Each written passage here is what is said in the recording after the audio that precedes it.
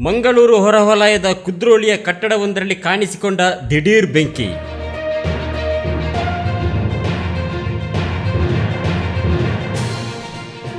ಅಪಾರ ನಾಶನಷ್ಟದ ಶಂಕೆ. ಬೆಂಕಿ ನಂದಿಸುವಲ್ಲಿ ಅಗ್ನಿಶಾಮಕ ದಳದವರ ಹರಸಾಹಸ.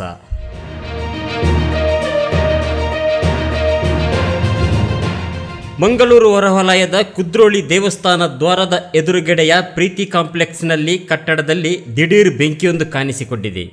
ತಕ್ಷಣವೇ ಸ್ಥಳಕ್ಕಾಗಮಿಸಿದ ಅಗ್ನಿಶಾಮಕ ದಳದವರು ಬೆಂಕಿ ನಂದಿಸುವಲ್ಲಿ ಹರಸಾಹಸ ಪಟ್ಟರು. ಘಟನೆಗೆ ಕಾರಣ ಸ್ಪಷ್ಟವಾಗಿ ತಿಳಿದು ಬಂದಿಲ್ಲ.